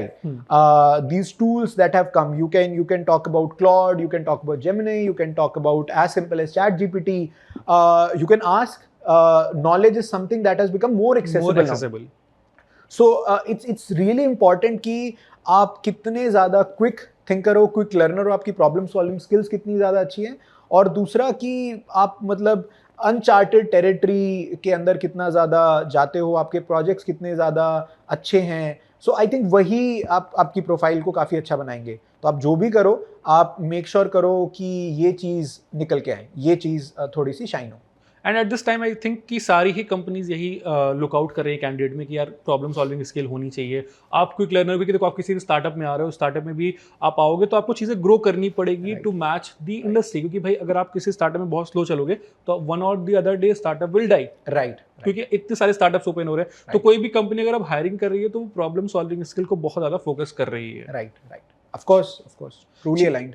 ठीक है. तो एक जो बच्चों का डाउट रहता है ना कि प्रोडक्ट बेस्ड कंपनीज और प्लस सर्विस बेस्ड कंपनीज, ये दो अलग अलग टाइप ऑफ कंपनीज है. तो इनमें डिफरेंस क्या होता है, और जब रिक्रूटर हायर कर रहा होता है तो प्रोडक्ट बेस्ड कंपनी वाला रिक्रूटर एक कैंडिडेट में क्या नोटिस करता है, प्लस जब एक सर्विस बेस्ड कंपनी किसी कैंडिडेट को हायर कर रही होती है तो उसमें क्या डिफरेंस दिखती है? मेजरली अगर मेरा एक प्रोडक्ट है जिसके ऊपर मैं इंक्रीमेंटली रैपिडली या ओवर द ईयर्स जिसको मैं बिल्ड कर रहा हूँ, so that means I have one product and I am a product based company, मैं उसी प्रोडक्ट को सेल कर रहा हूँ। सर्विस बेस्ड कंपनी होती है कि you are basically taking projects for multiple companies. Let's say मैं लुफ्तांजा से बोलता हूँ कि या फिर लेट्स से मैं एयर इंडिया को बोलता हूँ कि तुम्हारा जो कॉकपिट है वहाँ पे ड्राइव जो तुम्हारा पायलट है उसके लिए मैं कोई ऐप बना कर दे दूंगा कि वो चीज़ों को मैनेज कर ले। या फिर मैं एक हॉस्पिटल को बोलता हूँ कि डॉक्टर के लिए मैं कोई ऐप बना दूंगा, या फिर मैं एक स्कूल के लिए बोलता हूँ मैं तुम्हारे लिए ऐप बना दूंगा। तो अगर मैं मल्टीपल प्रोजेक्ट्स लेता हूँ तो that means I am a service based company. This is the major difference. तो यहाँ पे डिफरेंस बिकॉज काम में आ जाता है तो फिर जो स्किल्स चाहिए होती हैं वो भी थोड़ी डिफर करती है, क्योंकि मैं एक सर्विस बेस्ड कंपनी में हूँ तो मेरे जो प्रोजेक्ट्स हैं वो बहुत ज़्यादा सिमिलर होंगे, मेरे पास काफ़ी सारे प्रोजेक्ट्स होंगे बट जो मैं उनके अंदर ऑफ़र करता हूँ वो बहुत सिमिलर ऑफ़र करता हूँ। तो कंपनी क्या करती है, लेट्स से फ्रंट एंड के कुछ मॉड्यूल्स जो उनको हर जगह ही डिलीवर करने हैं वो कुछ बना के रख लेती है, बैक एंड के कुछ मॉड्यूल्स बना के रख लेती है। सो काफ़ी सारी चीज़ें प्री पैकेज करके रख लेती है सर्विस बेस्ड कंपनी में। तो आपका जो काम होता है वो बहुत ही लिमिटेड हो जाता है, आपकी ग्रोथ लिमिटेड हो जाती है, आप जो डिलीवर करते हो वो लिमिटेड हो जाता है। मतलब आप काम तो वही करते हो, आप डेवलपमेंट का काम तो वही करोगे but lots and lots of things are pre built and you just have to integrate lots of blocks which are already lying here and there. Product based company में क्या होता है कि I have only one product, मेरी सारी life उसके ऊपर depend कर रही है। So let's say for example Swiggy की बात कर लेते हैं, ब्लिंकिट की बात कर लेते हैं, जेप्टो की बात कर लेते हैं।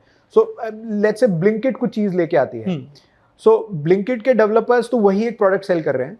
सो अगर उन्होंने लेट्स से सीक्रेट सेंटा के अंदर एक पर्टिकुलर सर्विस बनाई और स्विगी को वो चीज़ लेके आनी पड़ेगी बिकॉज लेट्स से ब्लिंकिट की वो चीज़ यूजर्स में बहुत हिट हो रही है, तो स्विगी उसको लेके आएगा because they also have the same service, same customers. So customer base mostly same है, तो वो चाहेंगे कि मैं मार्केट कैपिटलाइजेशन को थोड़ा इंप्रूव कर लूँ। तो वो अपने अपने एक ही चीज़ को इतना ज़्यादा इंक्रीमेंटली बिल्ड करेंगे, इतने ज़्यादा चेंजेस, इतने ज़्यादा स्विफ्ट प्रोडक्ट साइकिल्स होते हैं, स्प्रिंट साइकिल्स होती हैं कि वहाँ पे सीखने का, ग्रो करने के स्कोप थोड़ा ज़्यादा होता है। वहाँ पे आप ऐसे नहीं कर सकते कि ये मेरा एक तरह का प्री बिल्ट पैकेज है और इसी को मैं बार बार यूज़ करूँगा। लाइफ थोड़ी सी अनडिफाइंड होती है और जब आप अनडिफाइंड लाइफ के अंदर रहते हो तो आप ऑब्वियसली ज़्यादा ग्रो करते हो, ज़्यादा लर्न करते हो। एंड आई गेस यही वन ऑफ द रीजन है कि प्रोडक्ट बेस्ड कंपनीज आपको हाई पैकेजेस पे कर रही होती है एंड सर्विस बेस्ड कंपनीज आपको थोड़े से कम पैकेजेस पे कर रही होती है मार्केट में। राइट, ठीक है। एक क्वेश्चन जो मैंने मिस आउट कर दिया था वो ये था कि जो भी बच्चे टियर 3 कॉलेजेस में है, for example irrespective of the college, वो टियर 3 में चले गए, ठीक है, जो भी रीजन रहा होगा, अब उनको अगर मैंग टारगेट करना है, उनको एक अच्छी कंपनी में जाना है, एक अच्छी प्रोडक्ट बेस्ड कंपनी में जाना है, सो उनको क्या फॉलो करना चाहिए? क्योंकि उनको कॉलेज में तो ये पता है कि कॉलेज में तो ये कंपनी मेरे नहीं आ रही होंगी, तो ये मुझे इजीली एक्सेसिबल चीज तो नहीं है, मुझे यहाँ पे एक्स्ट्रा एफर्ट डालना पड़ रहा होगा। राइट। तो वो ऐसा क्या करे कि वो मैंग जैसे कंपनीज में सेलेक्ट हो पाए? स्पेसिफिकली नेटवर्क बहुत की रोल प्ले करता है। मैंने ओवर द ईयर जितने भी जो सर्कल, कम्युनिटी और नेटवर्क के अंदर लोग देखे हैं, people who make this jump, they have a huge LinkedIn network. They reached out to lots and lots of people और वहाँ पर वो कोशिश करते हैं कि मुझे एक रेफरल मिल जाए because interviews are comparatively easier, but what is difficult is वो इंटरव्यू लेना बहुत डिफिकल्ट होता है। सेकेंड इम्पॉर्टेंट थिंग इज कि अगर लेट्स से मुझे इंटरव्यू मिल जाता है, so I have skills so that कि मैं उन चीज़ों को इंटरव्यूज को क्रॉस कर लूँ, इंटरव्यूज को क्रैक कर लूँ। अब स्किल्स के अंदर मेजरली दो ही चीज़ें आती है, your problem solving skills and your project building skills. Problem solving skills मतलब मेजरली डीएसए, अगर मैं डेव की बात करूं, अगर मैं डेवलपमेंट और सॉफ्टवेयर इंजीनियरिंग की बात करूं, और आपका डीएसए बहुत स्ट्रांग होना चाहिए। और प्रोजेक्ट बिल्डिंग के अंदर जैसे मैंने जो रियल वर्ल्ड प्रोजेक्ट्स की बात करी, तो रियल वर्ल्ड प्रोजेक्ट्स के ऊपर आपको काम करना चाहिए।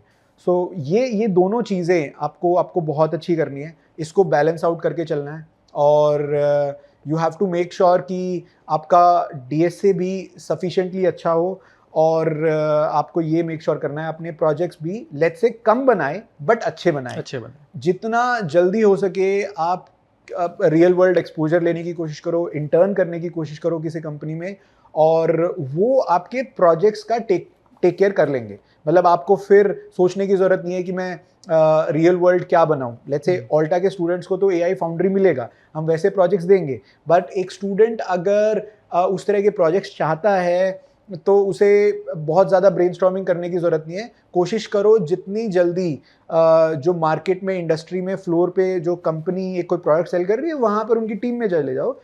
वो ऑलरेडी फ्री मार्केट की फोर्सेस से लड़ाई कर रहे हैं, कोई एक रेलिवेंट रियल वर्ल्ड प्रॉब्लम को सॉल्व कर रहे हैं, आप उनका पार्ट हो जाओ। डीएसए हाउएवर आपको ओवर द ईयर आपको साथ में लेके चलना पड़ेगा। प्रॉब्लम सॉल्विंग स्किल आप किसी कंपनी में जाके सॉल्व नहीं कर सकते। सो वो आपको लीड कोड या कोड फोर्सेस पे बिल्ड करना पड़ेगा। आपको प्रॉब्लम्स को आप सॉल्व करो, हेड ऑन जाओ और चीज़ों को सॉल्व करो। डीएसए को सॉल्व करना बहुत ही आसान है। एक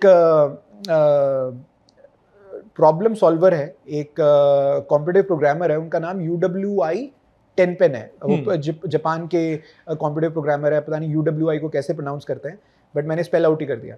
सो उनकी प्रोफाइल में, हैकर रैंक पे, उनकी प्रोफाइल पे एक बहुत ही सिंपल सी लाइन लिखी हुई थी कि many users ask me how to succeed in DSA, I don't have much to say other than solve, review and prepare your own library. Solve in the contest, go into the contest, solve problems, then review the problem. What is the solution? How of the solution? Why of the solution? क्या इसका solution था, मैं let's say contest में नहीं solve कर पाया, मैं उसका editorial पढ़ूंगा, मैं देखूंगा कि इसने जो solution दिया है वो ऐसे क्यों दिया है, कैसे इसने solve किया है, why सबसे ज़्यादा important है। और फाइनली मुझे अपनी लाइब्रेरी बिल्ड करनी चाहिए, मुझे अपने नोट्स बिल्ड करने चाहिए, बिकॉज कल मैं एक और कॉन्टेस्ट देने जाऊंगा। डीएसए तो डीएसए ही है। अगर मैंने कुछ मेंटल मॉडल्स बिल्ड किए हैं इस प्रॉब्लम में से, मुझे नोट डाउन करने चाहिए और मुझे यूज करना चाहिए कल के कॉन्टेस्ट में। सो मैं धीरे धीरे इंक्रीमेंटली ये solve, review, prepare your own library वाली चीज अगर over and over again repeat पे चलाऊंगा, मैं डीएसए में अच्छा हो जाऊंगा। जैसे ये मैं बच्चों को एडवाइस करता हूँ कि जैसे जब भी कॉलेज में आप जा रहे हो तो लाइक डे वन से अगर आप कोडिंग में श्योर है कि नहीं मुझे कोडिंग में ही इंटरेस्ट है, कोडिंग ही करनी है, तो एटलीस्ट वन प्रॉब्लम आ डे आप सॉल्व करो। तो over the span of 4 years आप ऑलमोस्ट कहीं नहीं तो 1500 से 2000 प्रॉब्लम ऑलरेडी सॉल्व करके रखोगे। बहुत सारे कॉन्सेप्ट आपके क्लियर होंगे और प्लस आप एटलीस्ट एक जो प्रॉब्लम सॉल्विंग एबिलिटी है उसको बिल्ड कर पा रहे होगे बेटर तरीके से। राइट, ठीक है। सो अगर हम ऑल्टा की बात करें तो how you guys are integrating AI in Alta? As I said earlier, AI Foundry is one way that we have started कि आप let's say वीक में कुछ पढ़ते हो, week is a very small thing, but will make sure कि हम week के अंदर जो पढ़ रहे हैं उसको AI Foundry की क्लासेस में उससे रेलिवेंट हम कोई प्रोजेक्ट कर पाएँ। AI Foundry की classes would be 3 hour long. अगर लेट्स से पूरे वीक के अंदर मैं 10 क्लासेस करता हूँ और 10 क्लास या 20 क्लास करता हूँ, मैं अगर 30 घंटे पढ़ता हूँ तो उसमें 27 घंटे आपका नॉर्मल एकेडमिक्स होगा और 3 घंटे आपका AI फाउंड्री होगा। और वहाँ पे मैं जो उन्होंने एकेडमिक्स में सीखा है उसको एक रियल वर्ल्ड प्रॉब्लम के साथ सॉल्व करने की कोशिश करूँगा। AI टूल्स को यूज़ करूँगा, AI की जो APIs हैं उनको यूज़ करने की कोशिश करूँगा और मैं वो रियल वर्ल्ड प्रॉब्लम को सॉल्व करने की कोशिश करूँगा। This is one way. उसके अलावा वी विल रिवॉर्ड स्टूडेंट्स जो AI का यूज़ करेंगे इन 2 ways। One is AI foundry में हमने लेट्स से 1 प्रोजेक्ट और 2 प्रोजेक्ट्स हमने गाइड किया, बिल्ड करवाया, मेंटर करवाया। हम उनको स्पेस देंगे कि आप 1 या 2 आप खुद से बनाओ। How good they create then, उसके लिए अलाउंस होगा और स्पेस होगा उनके CGR में और उनको अकेडमिकली रिवॉर्ड करेंगे। सेकंड जो क्लब्स होगा उसमें स्पेसिफिकली AI ML के लिए स्पेस होगा, AI ML के प्रोडक्ट्स के लिए स्पेस होगा और स्टूडेंट्स को हम ग्रांट्स, फंडिंग, हेल्प, सपोर्ट जो भी लगेगा वो देंगे so that they can grow in the AI space. ठीक है। For example someone is enrolling in ऑल्टा, right? अगर अभी जस्ट वो उसका डे 1 है आज, तो लास्ट डे पे जब वो उसका 4 years कंप्लीट हो जाएगा तो वो लास्ट डे पे कौन सी स्किल्स के साथ रेडी हो जाएगा? किस तरीके से वो अपने आप को लुकआउट कर रहा होगा कि ठीक है यार, after 4 years this is who I will be? Ideally सबसे इम्पॉर्टेंट स्किल जो एक करिकुलम की, इंस्ट्रक्टर की या एजुकेशन सिस्टम की होती है, they have to make themselves irrelevant for the student, कि अब स्टूडेंट को उनकी ज़रूरत ना पड़े, कि वो इतना सेल्फ सफिशिएंट हो गया कि they are ready to face the world head on and they would be able to navigate through anything and everything that comes. So that confidence is one thing, that is the most important thing that we'll try to give, because this is relevant, because we will not be able to take them through after 4 years. Although we are thinking कि 4 साल के बाद भी हम उसको किस तरीके से support करें, but still it is in the thinking phase. And there is a very important line जो मेरे एक मेंटर ने मुझे बताई थी, कि everything in tech, every impossible task in tech has an expiration date. तो आज जो इम्पॉसिबल है वो थोड़े दिनों के बाद उसकी डेट एक्सपायर हो जाएगी और वो पॉसिबल फेज में आ जाएगा. So you have to become self sufficient, कि मैं जब एक नया चीज़ आ जाए तो I don't have shaky legs, मैं बहुत ज़्यादा परेशान नहीं हूँ, मैं कॉन्फिडेंट हूँ, कुछ भी आए हेड ऑन चीज़ों को कर लेंगे. और वो एक बहुत इम्पॉर्टेंट चीज़ है. मैं आपको एक छोटा सा फेज़ या एक छोटा सा एनेक्डोट बताता हूँ. कुछ 7-8 साल पहले जब मैं इंटर्न कर रहा था, या फिर नहीं, मैं उस वक्त तो फुल टाइम हो गया था. सो मैं एक कंपनी में, I was in the beginning phase of my software career. So जो मेरे सीनियर्स थे, उनको एक काम आया था कि यार ये एक पर्टिकुलर फ्रेमवर्क है, इस पर्टिकुलर फ्रेमवर्क को यूज़ करना है और इस स्पेसिफिक प्रोजेक्ट के अंदर हमको ये वाला फ्रेमवर्क यूज़ करना है. और वो फ्रेमवर्क आई गेस बहुत नया था. एंड आई वाज लाइक कि यार ये फ्रेमवर्क सीखने में तो बहुत टाइम लगेगा, और लेट्स से मेरे को 2 हफ्ते के अंदर मेरे को ये इसको डिलीवर करना है. सो ये तो फ्रेमवर्क सीखेंगे, फिर फ्रेमवर्क को यूज़ करेंगे, फिर सारी चीज़ करेंगे, काफ़ी टाइम लगेगा. लेकिन जो मेरे सीनियर का रिस्पॉन्स था ना उस रिक्वायरमेंट पे, वो ये था कि अरे हाँ हो जाएगा, मतलब जो आपने टाइमलाइन दी है, डेडलाइंस दी है, उस पर हम डिलीवर कर देंगे. तो आई वाज लाइक कि कैसे करेगा मेरे भाई. वो बोलेगे यार एक फ्रेमवर्क ही तो है, एक छोटा सा प्रोजेक्ट बनाऊंगा, सीख जाऊंगा, फंडामेंटल्स तो सेम रहते हैं. तो उस तरह का कॉन्फिडेंस, उस तरह की चीज़ लेके मैं चाहता हूँ कि बच्चा निकले. एंड आई होप जो हमने प्लान किया है उसमें इस तरह की चीज़ें ईजिली बच्चा अचीव कर पाएगा. वो कॉन्फिडेंस, वो इररेलेवेंस और over reliance on education system, tutorials, boot camps, वो खत्म हो जाना चाहिए. And they should be ready to face the outer world. That is the major focus. ठीक है. एक चीज़ ये होती है ना कि बच्चा एक कॉलेज में जाता है, जब वो 4 साल की कॉलेज लाइफ स्पेंड करने वाला है, तो it is not only about education, academics, कि ठीक है आप पूरे दिन कोडिंग तो नहीं कर रहे होगे, ठीक है. उसके अलावा कि जैसे किसी एक नॉर्मल कॉलेज में बच्चा जाएगा तो वहाँ पे बहुत सारे फेस्ट वगैरह भी होते हैं, सारी चीज़ें होती है, एक्सपोजर मिल रहा हो तो उसको. क्लब जैसे हो गए बहुत सारी, जरूरी नहीं कि सिर्फ और सिर्फ टेक्निकल क्लब्स ही हों, काफ़ी सारे अलग क्लब्स भी होते हैं. तो क्या लाइक ऑल्टा में क्या हम चीज़ कर रहे हैं अलग? क्लब्स तो जैसे हमने बात की थी, क्लब्स एकेडमिक क्लासेस के साथ कुछ एकेडमिक क्लब्स होंगे. उसके अलावा there would be AI foundry classes that I talked about. उसके अलावा there will be ample amount of support. जैसे आपने बोला कि वो बहुत इंपॉर्टेंट है. आप हाई फाई इंस्ट्रक्टर्स ले आओगे, बहुत अच्छी प्रोफाइल है, बट मेरे लिए ज़्यादा मैटर ये करता है कि वो इम्पार्ट कर पा रहा है कि नहीं कर पा रहा है. ये एकेडमिक सपोर्ट था जिसके बारे में हम बहुत बात कर चुके हैं.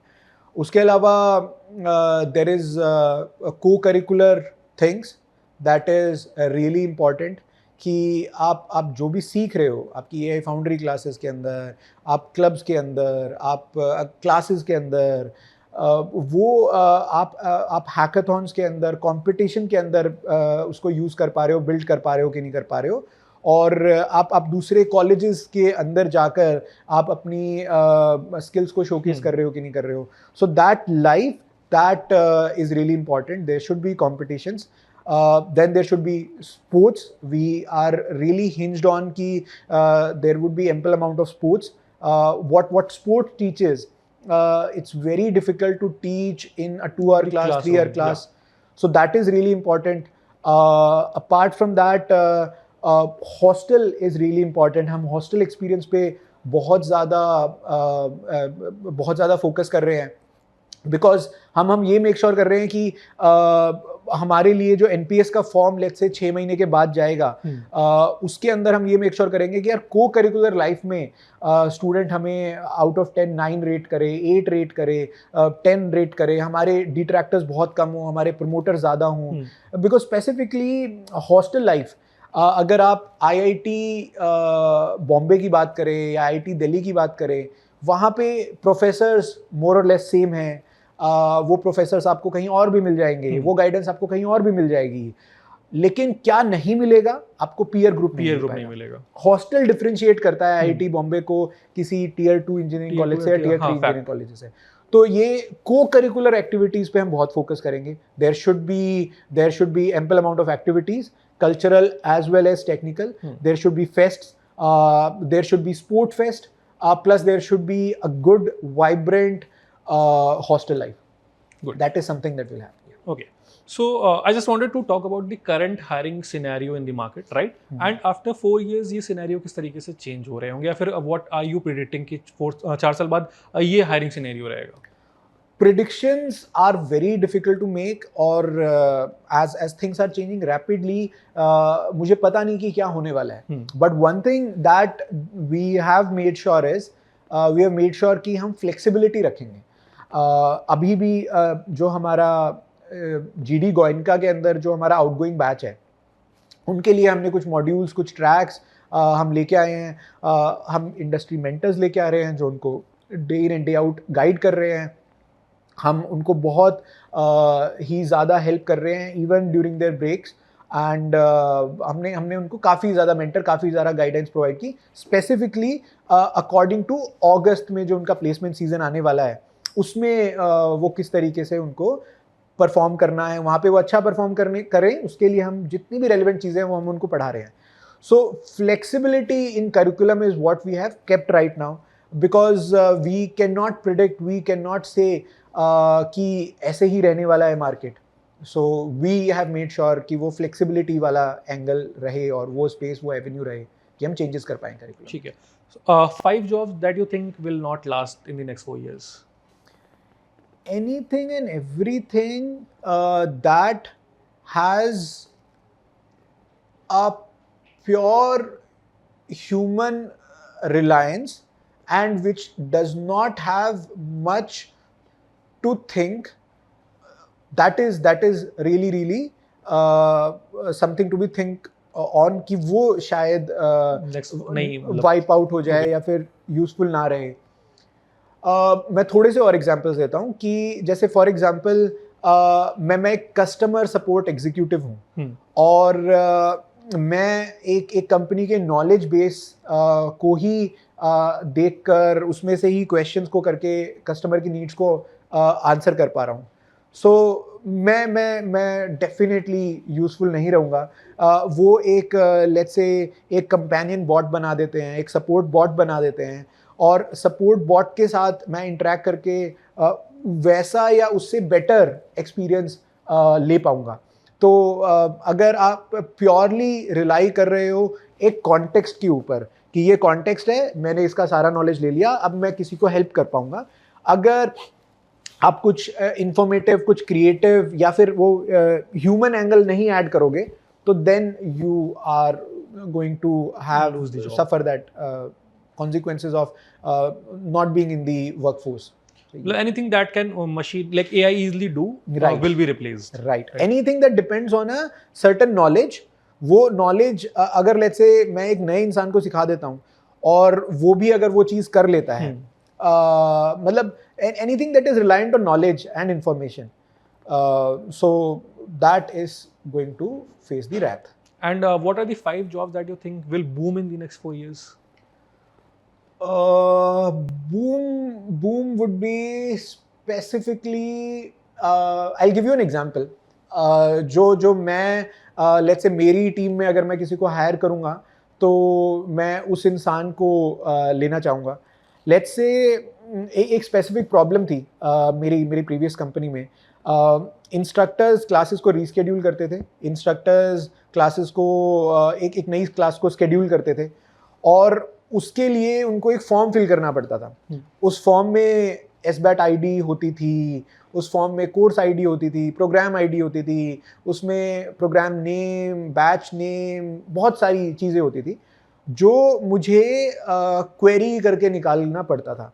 अब वो सारी चीज़ें मैं फ़ोन में ईजिली एक्सेसिबल नहीं कर पाता था। लेट्स से मैं अगर किसी इमरजेंसी में हूँ, मेडिकल इमरजेंसी में हूँ, और मुझे वो फॉर्म फिल करना है, मुझे क्लास रीस्केड्यूल करवानी है, तो मुझे लैपटॉप भी मेरे पास हैंडी होना चाहिए, मुझे 5-10 मिनट चाहिए, तब मैं वो फॉर्म फिल कर पाऊँगा। इंटरनल एम्प्लॉयज़ के लिए किसी ने भी प्रायोरिटाइज नहीं किया कि ये चीज़ें इम्प्रूव हो सकें या फिर ये एक्सपीरियंस इम्प्रूव हो सके, until there was a team of people, or there was specifically that one person जिसने टूल्स का यूज़ किया और एक छोटी सी ऐप बनाई, उसको वर्सल पे डिप्लॉय किया। एक वर्सल पे छोटी सी ऐप बनाई जो उस कंपनी के DB पे बैठी हुई थी। जो भी डेटा चाहिए वो वहाँ से फेच कर लेता था, और हर इंस्ट्रक्टर को अपनी ID से लॉगिन करना होता था, और उसको सारी क्लासेस दिख जाती थी कि ये मेरी क्लासेस होने वाली है, अच्छा ये क्लास आपको रीस्केड्यूल करनी है, डेट वगैरह सब कुछ ड्रॉप डाउन में आ गया था। सो वो पेन पॉइंट जो इंस्ट्रक्टर्स का था वो उसने सॉल्व कर दिया। तो आप बहुत रेडिली, बहुत रैपिडली AI स्पीड को अपने काम में इनकॉर्पोरेट कर लोगे, that would be a useful person. Companies need somebody who can deliver impact, who would be useful to them. So somebody who can incorporate AI speed into their work. That would Okay. be. So I think this is the end, जहाँ पे हमने सारी चीज़ें discuss कर ली। अगर आप एक college में जाना चाहते हो, ठीक है, आप एक कॉलेज को चूज कर रहे हो, तो किन किन पॉइंट्स आपको इंपॉर्टेंट ध्यान रखना चाहिए। So Navdeep, anything at the end that you would like to add to the students जो भी मतलब एक कॉलेज ऑप्ट कर रहे हैं, चूज कर रहे हैं, उनको क्या फैक्टर्स देख के कॉलेज चूज करना चाहिए? स्पेसिफिकली फैक्टर्स में तो जैसे हमने बात की, 3 important factors are there. First of all, curriculum, and what curriculum hinges upon, curriculum flexible है या नहीं है.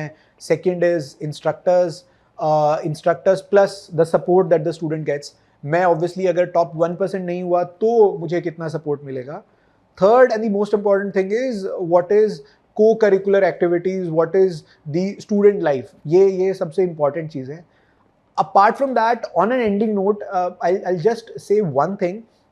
We have talked about कि you should have projects, you should improve problem solving, you should do all those things, you should incorporate AI speed and everything. But एक जो advice मैं all along देता आया हूँ is implementation should always be delayed. You should think more on paper. You should think hard before going to implementation. So आप अगर अपने solution को, अपनी problems को अगर पेपर पे लिखते हो, whether it's a life problem or whether let's say it's an academic problem, whether let's say it's a project that you are solving, उसमें कोई problem है, anything and everything अगर आप पेपर पे लिखते हो, सोचते हो, आप implementation को delay करते हो, things would be much easier to solve, and you will shine much more better. Let's say कि कॉलेज ही मुझे डिसाइड करना है, तो आप पहले फैक्टर्स लिखो, पेपर पे लिखो कि यार ये फैक्टर्स मेरे लिए इंपॉर्टेंट है, रेदर देन कि एकदम ही यूट्यूब पे या फिर जो भी मेरी सोशल मीडिया ऐप्स हैं वो जो भी मेरे लिए अटेंशन वर्दी चीज़ें मेरे को देंगे और मेरी अटेंशन को ग्रैब करने की कोशिश करेंगे, उसकी बजाय स्टेप बैक, आप ये देखो आपके लिए क्या इंपॉर्टेंट है, आप कहाँ पे स्टैंड करते हो, और जो जो चीजें आपको चाहिए वो कौन सा कॉलेज आपको दे रहा है. मतलब एक प्रॉपर रिसर्च करो, कंप्लीट दैट रिसर्च, कि हरी में नहीं रहो कि नहीं ठीक है मेरा रिजल्ट आया मैं कल जाके इसी कॉलेज में एडमिशन ले लूंगा. थोड़ी सी रिसर्च करो, बच्चों से बात करो, सब कुछ देखो, and after that make that decision किया ठीक है मुझे ये कॉलेज चूज करना है, ये कॉलेज नहीं चूज करना है. Of course, yes. ठीक है, थैंक यू नवदीप. या थैंक यू नमन.